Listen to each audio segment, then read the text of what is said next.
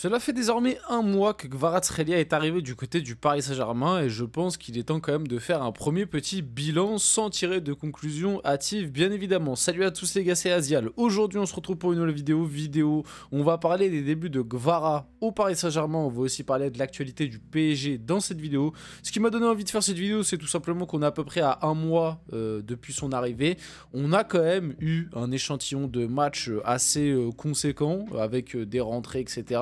On commence à arriver quand même dans un moment aussi de la saison qui est crucial et c'est à ce moment-là de la saison, c'est-à-dire février, mars, avril, les tours de Ligue des Champions, les matchs importants en Ligue 1 qui arrivent face aux équipes du haut de classement. C'est dans ces moments-là qu'on attend les joueurs de qualité, tu vois, les grands joueurs. Donc, je pense qu'il est temps de faire un premier petit bilan et peut-être qu'on pourra en refaire un justement après tous ces gros matchs passés et peut-être les nouveaux tests qui vont arriver pour le PSG et pour Kvara et aussi réagir à une déclat de Walid Acharchour du coup sur le cas Kvaratskhelia qui est en vrai un constat intéressant même si je partage pas forcément tout et que moi je suis on va dire un peu plus nuancé, moins dans la critique que lui par rapport à Kvara. Je suis conscient que les débuts sont compliqués, que le PSG est quand même bien huilé désormais, que rentrer dans le moule Luis Enrique désormais, comme on a une équipe qui commence vraiment à bien assimiler le truc, quand tu arrives, quand tu rentres, en plus là c'est en période de mercato hivernal, donc c'est toujours un petit peu plus compliqué parce que la saison est déjà bien entamée, tu n'as pas fait de prépa avec le groupe, il faut que tu t'intègres, nouvelle vie, adaptation, tout ça on connaît, donc faut prendre ça en compte. C'est pour ça qu'aujourd'hui je fais pas cette vidéo pour détruire Kvara gratuitement et juste juste vous dire que bah il est nul, qu'on s'est trompé, je sais pas quoi. Faut pas rentrer dans les discours comme ça un petit peu bateau, mais on peut tirer un premier bilan et le premier bilan on va pas se mentir que je trouve il est quand même assez décevant. Donc on va discuter de tout ça bien évidemment avant que la vidéo commence. N'hésitez pas à liker, commenter, partager et vous abonner comme d'habitude. Voilà, n'hésitez pas, c'est ça qui aide pour le développement de la chaîne, les petits pouces bleus, les petits partages, les petits commentaires et le petit abonnement aussi, c'est important qu'on monte petit à petit mine de rien. Hein. On est de plus en plus sur la chaîne, ça fait plaisir et comme d'habitude je remercie bien évidemment tous ceux qui le font. Donc l'avis de Walid Acharchour sur les débuts de Kvaratskhelia. D'ailleurs, le truc que j'ai remarqué aussi vite fait, alors ça n'a rien à voir avec le constat, mais je trouve qu'on s'est quand même pas mal adapté à la prononciation. Je pensais que ça allait être plus galère, même au niveau des commentateurs, au niveau des supporters, du speaker. Et j'ai l'impression que globalement, tout le monde a à peu près le truc. C'est-à-dire que bon, de base, c'est, si je me trompe pas, c'est Kvaratskhelia, mais même ça va, je vois la plupart des gens, même s'ils le disent pas comme ça, ils disent Kvaratskhelia, enfin Kvaratskhelia, donc ça va quand même, tu vois, la prononciation est globalement là, donc par rapport à ça, je pensais que ça allait être plus compliqué, qu'il y a beaucoup de gens qui allaient juste dire Kvara, même des commentateurs, des consultants, etc. Au final, non, les gens ont plutôt bien abordé son nom de famille et son prénom. Donc, ses débuts avec le PSG, pour l'instant, on attend encore le grand Kvara, et déjà, par rapport à ça, je suis d'accord. Moi, je suis d'accord, je vais pas vous mentir, j'étais très hypé à l'arrivée de Kvaratskhelia au PSG.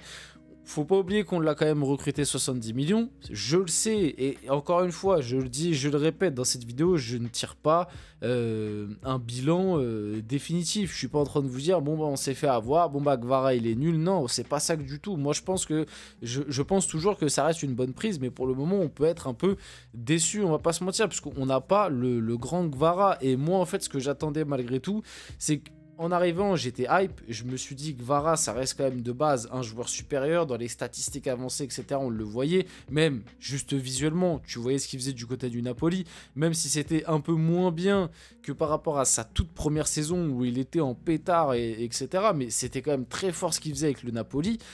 Moi, je m'attendais à un joueur qui arrive et qui impacte direct l'équipe, tu vois, qui rapporte directement sa touche, notamment par sa qualité technique, sa qualité de 1 contre 1, même sa qualité à marquer des buts, parce que finalement, au moment où il arrive, le PSG est encore un petit peu dans cette crise de buts. T'as Dembélé qui commençait un peu son run, mais c'était encore au tout début, et on avait encore la période où Barcola, on se disait, ah, il revient petit à petit, mais c'est pas encore ça.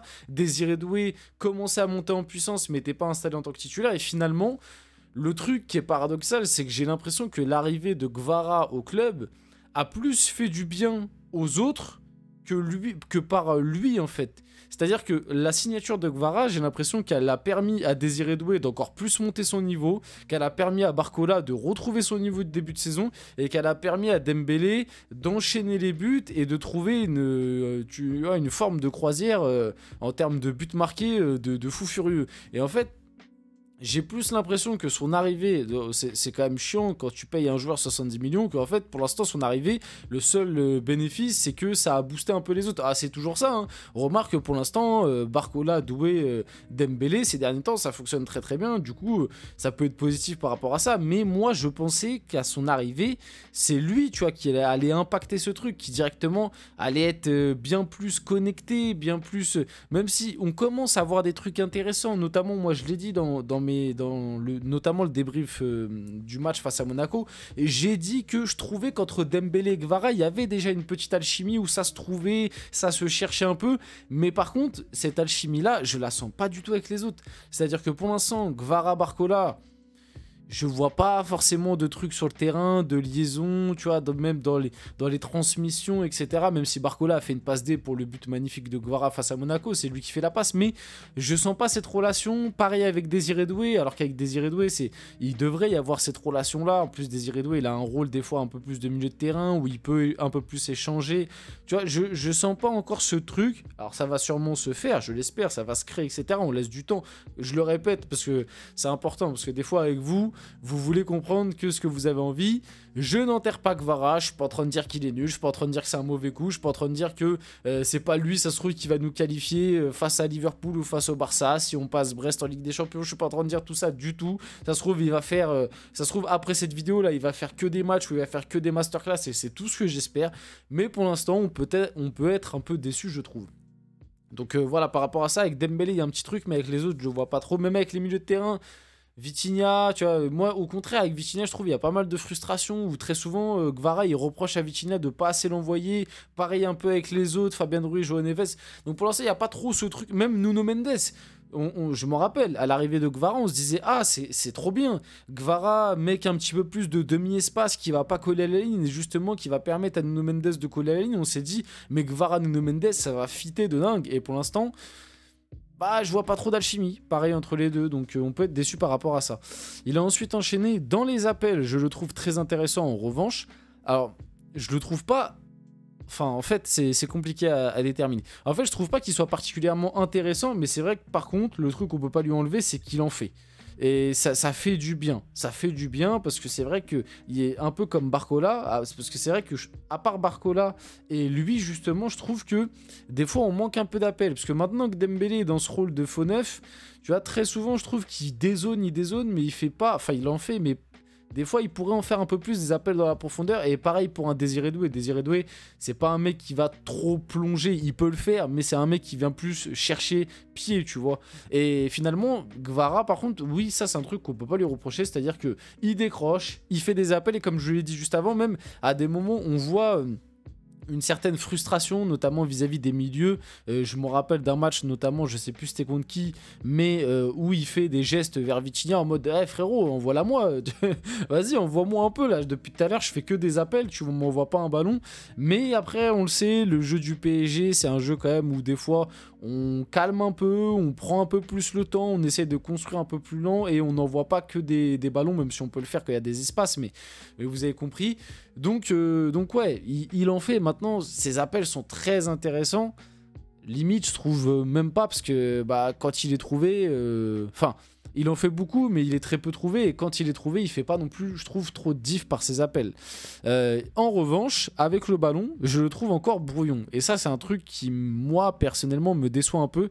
C'est que, au-delà de l'adaptation, etc., comme j'ai dit, on peut comprendre, mais même techniquement... Moi, je vois un joueur, et ça, comme je vous l'ai dit, j'ai l'impression que physiquement, en fait, il est pas prêt. Mais le truc qui m'inquiète, c'est que là, ça fait quand même un mois qu'il est arrivé, ça fait un mois qu'il s'entraîne, il a quand même enchaîné pas mal de matchs. Et encore une fois, j'ai l'impression que c'est physique le problème. Pourtant, il jouait du côté du Napoli, tu vois, c'est ça que je comprends pas.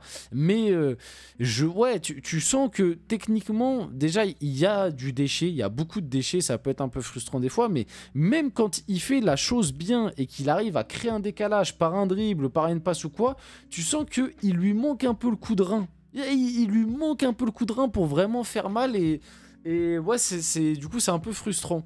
Et je vais commencer à en attendre un peu plus de Kvaratskhelia parce qu'il est arrivé pardon, avec un gros statut, avec de grosses qualités et un gros potentiel. Et en vrai, sur la dernière fois, je suis totalement d'accord. Et surtout, c'est une arrivée hivernale. Donc, automatiquement, on va en attendre un peu plus parce que, comme j'ai dit, on va arriver dans les matchs importants et du coup, on veut un impact immédiat. Donc voilà, on finit la vidéo là-dessus. J'espère que cette vidéo vous a plu. Si c'est le cas, n'hésitez pas à liker, commenter, partager, vous abonner les gars. C'était Azial. On se retrouve très rapidement pour une prochaine vidéo.